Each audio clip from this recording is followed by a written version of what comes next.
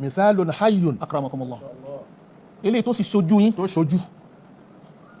bàbá ò tírìtì ọmọ Markaz tí wọ́n bá mú wá bá tó wọ Markaz wípé Ìlọrin ni. bàbá ò tírìtì ọmọ Markaz kan wò wípé níbo ló ti wá ìlú tóun kò sí wá. ìmọ̀ yẹn ni wọ́n fẹ́ gbọ́lá fún ju Allahu akbar ìlú ẹ lọ. Allahu akbar. ìyàtọ̀ wà láàrin al-adlu wal-musawa déédé àti ndọ́gbandọ́gba ẹ wá ṣàlàyé fún wa ibi al-musawa yìí ń dá àwọn ọmọ akẹ́kọ̀ọ́ lẹ́mìíràn pé ṣé òun tún só jìnnà ju adìlú lọ ní àbó kéré sí ipò wo ló wà nínú Islam kí Ọlọ́run kó járe pẹ́sà akramakumullah. bismillahir rahmanir rahim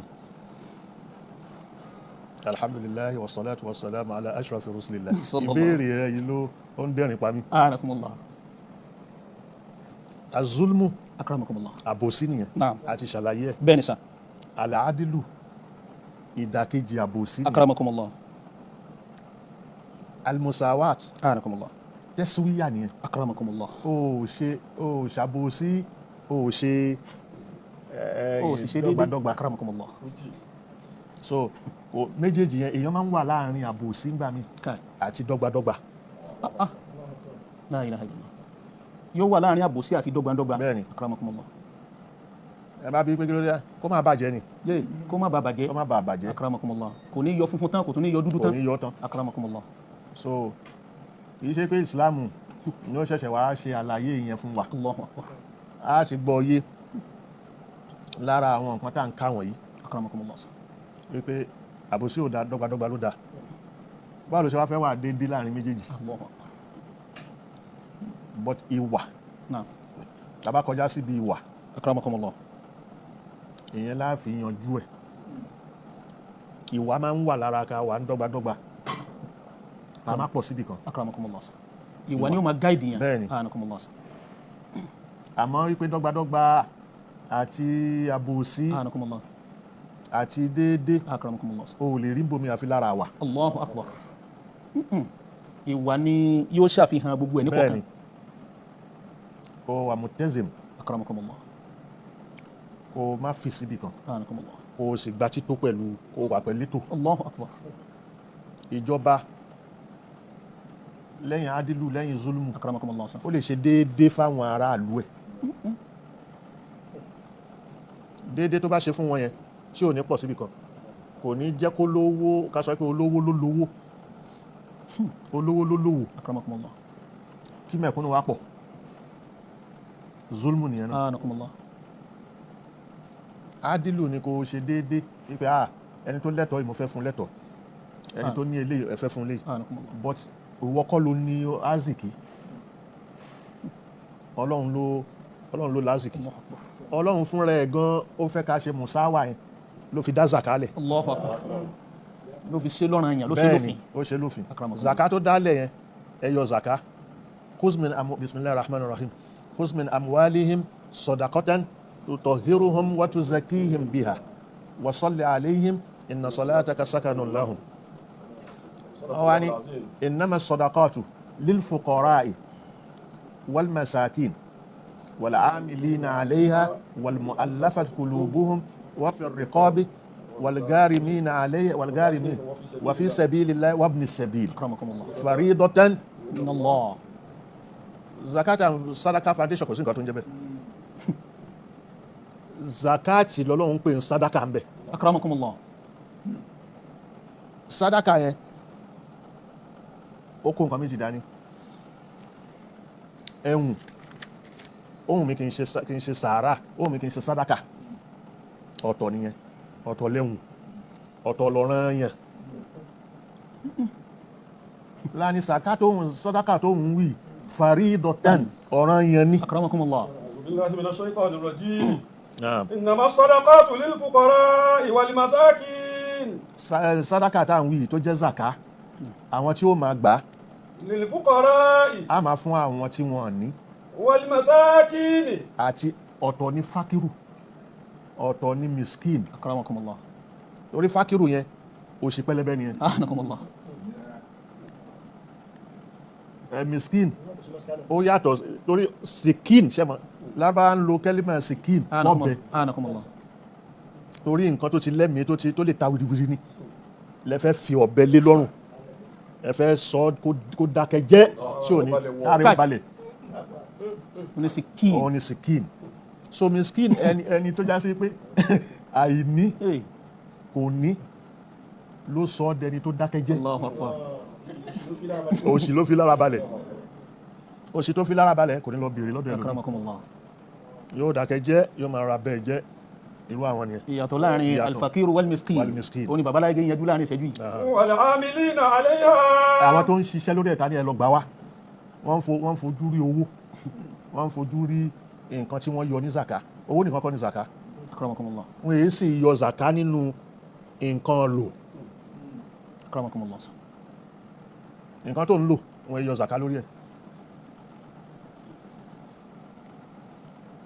èyí tí wọ́n yọ zaka lórí ẹ̀ tó jẹ́ nǹkan lò yìí òun lò ní kò kádùn lílò ló ń lò òun lò lọ kò pé haulu akramakumullah kò pé ní sọ́ọ̀bù akramakumullah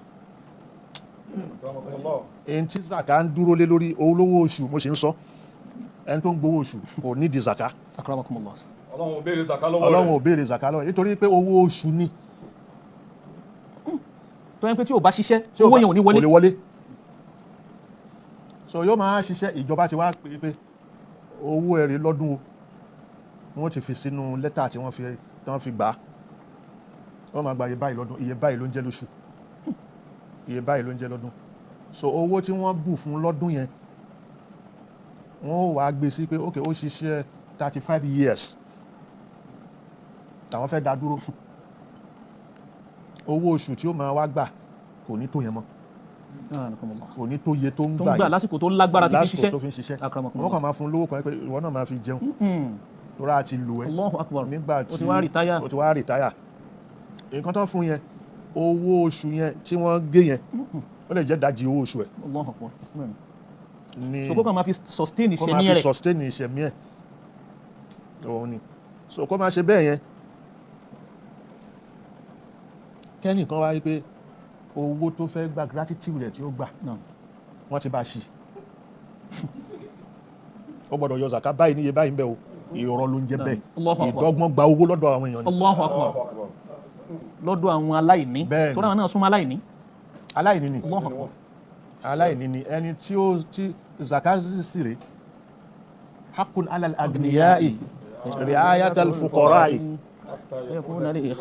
bi ikha ala asasil bina'i so bí owó oṣù yẹn ta ní kó mú wáyìí kò lè yọ zaka ń bẹ̀. akramakumullah irú àwọn ìran tí wọ́n rí báyìí zaka ò wọnú owó wọn. rárá mo challenge àfà tó bá ní zaka wọ owó ẹ̀.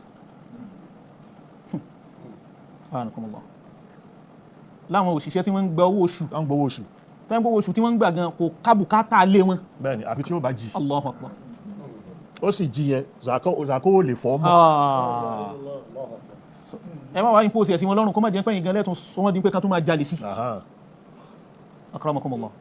wal mu'allafati qulubuhum. àtàwọn tí a fẹ́ fi ṣe wọ́n lójú kòkòrò tá a fẹ́ fà wọ́n sí inú Islam. akramakumullah sa. ó lẹ́tọ̀ọ́ zaka a ti rí i pé níbi tó wà wọ́n ṣe dáadáa fún àbí wọ́n ń ṣe nǹkan kan fún láyé pé nǹkan yẹn ló dúró lé lórí pé tóun bá ti fi kíní ilẹ̀ nísìn wọ́n dáhùn dára àwọn a wà máa fún a máa fún zaka yẹn. wọ́n fi rìkọ́ọ̀dì. ẹni tó jẹ gbèsè ó jẹ báǹkì lówó lápèjúwe àbójẹ́ èèyàn náà lówó. wọ́n fi rìkọ́ọ̀bì wà lẹ́gàárì mìíràn. àti wà fi rìkọ́ọ̀bì. kí lẹ́ ń pè yẹn ẹni tó wà ń gbèkùn tó wà lóko ẹrú so wàlgárì míì àtẹni tí ó ta fine tàjẹ́ ń tààrà Yorùbá ni mo fẹ́ lónìí tàjẹ́ ní tààrà wa fi sabilillahi. sabilillah owó zaka náà wọ̀ kí ni sabilillah ilé kéwú wà ń bẹ̀ ilé kéwú mọ́ṣáláṣí fi sabilillah. dawla tó wà adila ni. Allahu akbar.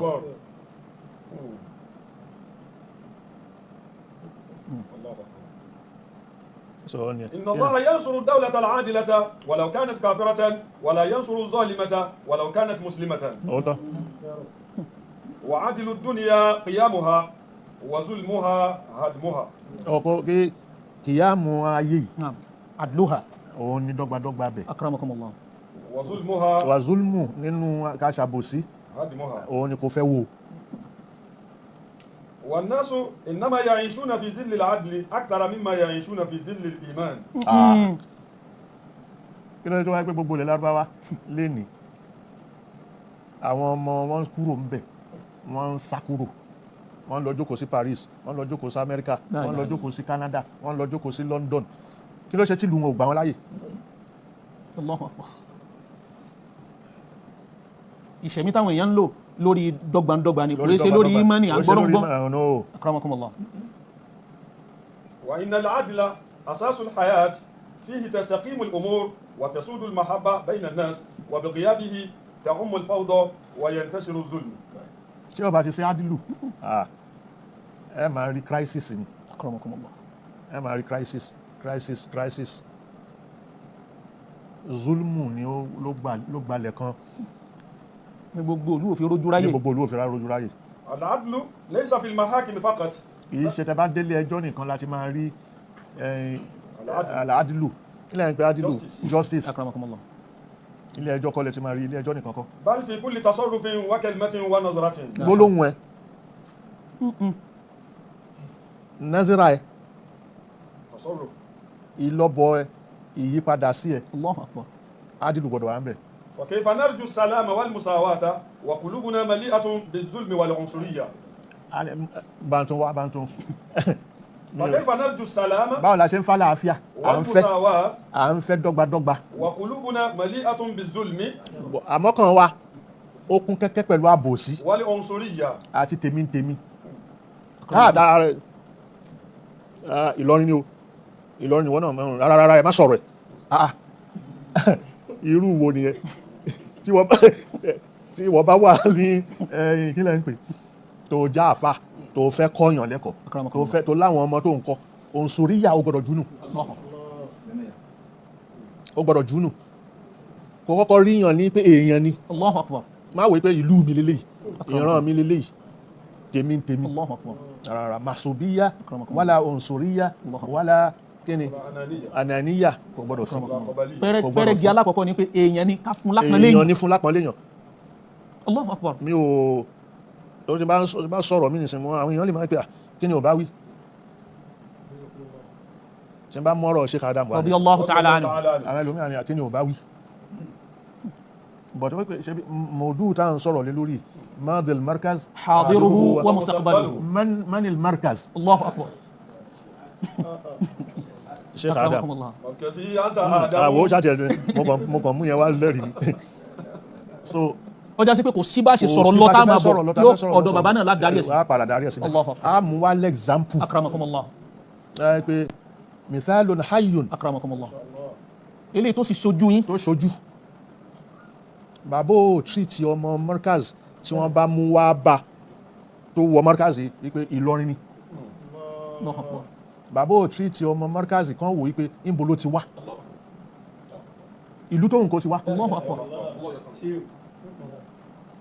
ìmọ̀ yẹn ni wọ́n fẹ́ gbọ́lá fún ju Allahu akbar. ìlú ẹ lọ. Allahu akbar. tó bá ti mọ̀ kí Mọ̀lánà Sheikh Adam ó fẹ́ràn rẹ̀. wọ́n parí. Allahu akbar. wọ́n sì ní balo ọmọ kéwú ká máa búlì rẹ̀ pé wá ń bí rárá ọmọ lẹ́gbó. o ò lè gbọ́ lẹ́nu bàbá láìláì Allahu akbar.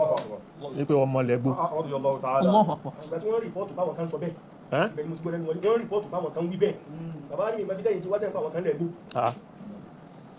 ó mú olùkóra tó jẹ́ Mọ́kà ṣé ó ti dìlú báyìí ń jọ náà. Al-Qur'ani ló sì kí bẹ́ẹ̀. bẹ́ẹ̀ni. القرى. رحمكم الله. Akramakumullah. والمساواة musawa yẹn dọ́gbadọ́gba ليس شعارا بل سلوكا يظهر في ìwà المعاملة ni yóò máa والاحترام. La ilaha ihtiram yadhharu fil mu'amala. yóò máa hàn lára ìbálò wal àti ihtiram. ìṣàpọ́nlé fúnra ẹni. Allahu akbar. Pé kò sí bẹ́yàn ṣe lè kéré tó má yẹpẹrẹ má rẹ̀. yẹpẹrẹ. كل إنسان يستحق فرصته وكرامته دون تفريق أو تمييز. bá ń tún ka. كل إنسان gbogbo èèyàn يستحق فرصته ó tọ́ sí yóò máa lẹ́tọ̀ọ́ ẹ̀ وكرامته yóò máa lẹ́tọ̀ọ́ pé ó lápọ́nlé lára دون تفريق tó o gbọ́dọ̀ ṣòpinya sí أو تمييز. o gbọ́dọ̀ yà á lọ́tọ̀ Allahu akbar. yẹn ni pé o gbọ́dọ̀ ṣòpinya sí pé ọmọ eléyìí ṣe lù wá eléyìí ṣe ràn wá rárá ṣe treat ẹ gẹ́gẹ́ bí èèyàn. فإذا ساد العدل tí dọ́gbadọ́gba justice tó bá kárí زال الحقد. La a ilaha máa illa bínú Allah. ara wa yóò yẹ kò ní sí mọ́. La ilaha illa Allah. وإذا عمت المساواة وإذا عمت المساواة tí dọ́gbadọ́gba tá à ń wí tó bá kárí عاش الناس في سلام وطمأنينة. àwọn èèyàn ó máa ṣẹ̀mí lálàáfíà àti fọkànbalẹ̀. ولكن العدل ṣùgbọ́n dọ́gbadọ́gba tá à ń wí déédéé لا يتحقق بالكلام òun sọ lẹ́nu kọ́ بل بالفعل والعمل. iṣẹ́ yóò máa júwe pé alóòótọ́ dọ́gbadọ́gba Bí kéèyàn wá dúró pé àwa ń ṣe dọ́gbadọ́gba. ayọ̀ ló ń pa ẹ̀. Akramakumullah. ọmọ ẹni tó bá ní pé ebi ó parọ́ irọ́ kan tó nìyẹn. Akramakumullah. Ẹnu òfun màálù. فمن أراد أن يكون عادلا ẹni tó bá فليبدأ fẹ́ بنفسه. ẹni tó bá fẹ́ kóun jẹ́ ẹni tó wà ní déédéé فليبدأ بنفسه kọ́kọ́ bẹ̀rẹ̀ látọ̀dọ̀ rẹ̀. ويقوم ظلما ويصلح خطأه. يقوم ظلمه ويصلح خطأه. àbòsí tó ti ṣe tún ṣe La ilaha illa Allah. zulmu tó ti ṣe tún ṣe Akramakumullah. ó bẹ̀rẹ̀ adilu nìyẹn látọ̀dọ̀ rẹ̀. Wa yuslih khata'ahu. àtúnṣe àwọn àṣìṣe tó ṣe tún ṣe. فالعدل في البيوت ينبت أجيالا نقيا. kí ó wà nínú ilé dọ́gbadọ́gba tàbí justice tá à ń sọ yìí Akramakumullah. láàrin family Tinú kọ̀rọ̀ yàrá. kọ̀rọ̀ yàrá ينبت أجيالا láàrin family نقيا. ibi tẹ́tí nuclear family lẹ́sìn bẹ̀rẹ̀ náà Akramakumullah. kó tó máa dé extended Extended family. Oh, akramakumullah. Akramakumullah. nínú ilé nínú kọ̀rọ̀ yàrá ẹ̀ ṣe ينبت dọ́gba أجيالا نقيا. tó bá ti hùwà yẹn àwọn ọmọ tí wọ́n náà bí Allahu akbar. Àwọn generation yẹn. wọ́n mọ̀ والعدل في المجالس يحقق الوئام والوحدة.